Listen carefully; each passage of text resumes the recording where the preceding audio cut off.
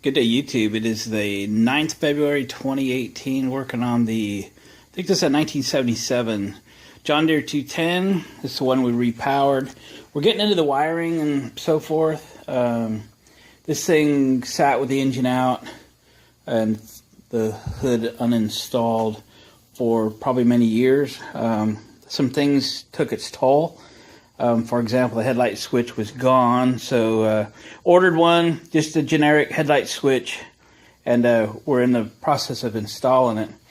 Just briefly, I've got the hot wire here from the factory harness, and the headlight switch here, again from the factory harness.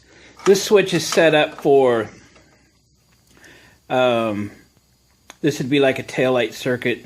It's only one circuit. This is set up for like the headlight circuit. Maybe you could run some dash lights there. This is the hot wire. So this one comes hot with in the first detent as you pull it out, and this one in the second. This one stays hot in the second. So your taillights are always on both detents, and then the headlights are on the second detent. So I'll get this thing finished, hooked up, and so forth. This is a new wire coming back here. The tractor did not come with taillights.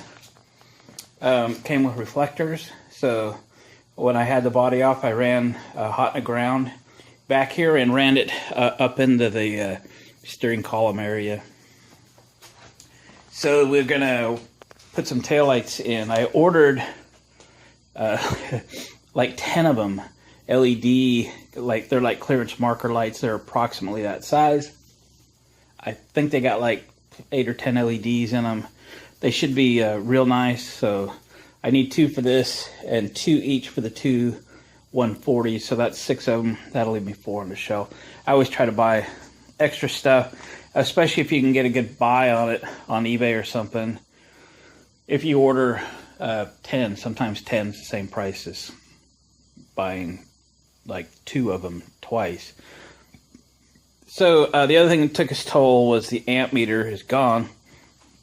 So I got it pulled out. Just kind of stuck it back in here for a second. So this little notch here is where you snap the wire in, and basically it's basically a sensor in there, which is sensing the current flow and how much current there is. And it just, the wire itself, this wire just snaps in there. That's all there is to it. That is fairly expensive to replace from John Deere. It's just an amp meter. This is not a Ferrari. It is a garden tractor. I don't really care that it be this exact one. So I sourced a amp meter, very attractive, on eBay. It's a 30 amp scale. I bought the smallest scales I could find. I don't imagine this thing's got more than about a 15 or 20 amp alternator in it, but it should function fine. And then of course you flip it over, and this has what they call a choke in it, and you hook the battery side, or alternator side here and the battery side here. If you should hook it up backwards, it will just operate backwards. Then you could just flip it over. So we're just going to cut this wire, put some ends on it, land it here, and we'll stow that back into the dashboard. By golly, it better fit. So it seems to be a little stuck for the moment. That should have been a standard size. Might have to do a little bit of sanding in there to get that in there. If I beat it in there, I might never get it out. So let me get some stuff done. We'll get the switch done and installed, and then we'll get the amp meter done and installed. I had stopped on this to do the amp meter in case this had a backlight on it. I couldn't remember, and it does not have a backlight, so there's no reason to run a wire over there and hook up a backlight. And who needs a backlight anyway? But again, I didn't know if it had one or not. So it doesn't. There's the clamp still in the box. So let me get the headlight switch done, the amp meter done, and we'll go from there. Well guys, I've been working on this thing for quite a few hours actually. Had some guests arrive, so I haven't done any video in here for many hours.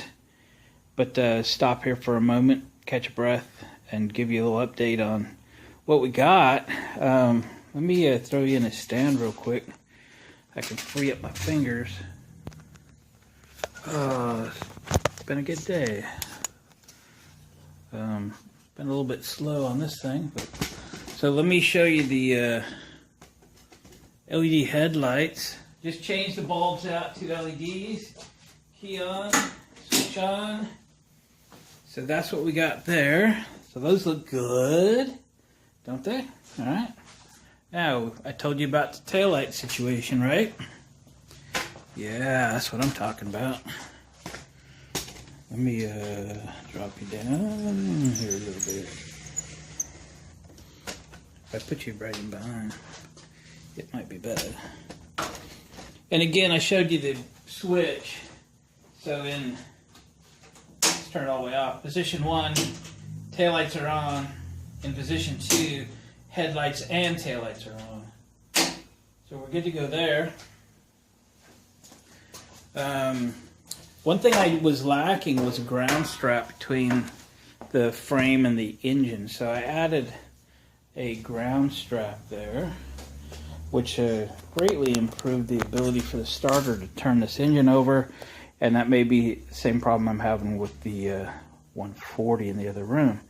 Let's fire this up real quick. I can show you the amp meter. We've confirmed we have a working charging system. But yeah, maybe a little choke.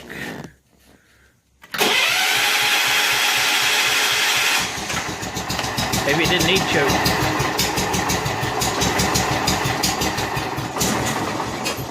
Maybe it does.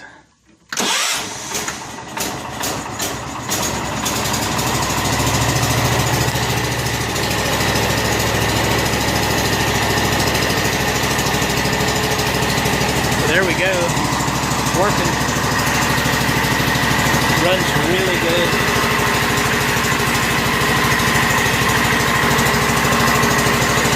Got the hood hinges freed up. Got the nice idles.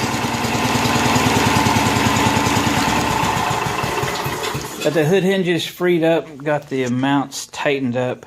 I've got to put a air filter in it. I had an issue. I'll tell you real quick. I ordered air filter on eBay for this thing, and it showed up wrong. And the people that sold it said, "Oh, can we offer you a refund and you can just keep it?" And I said, "Yes." They offered me $1 a bulk. I'm like, really?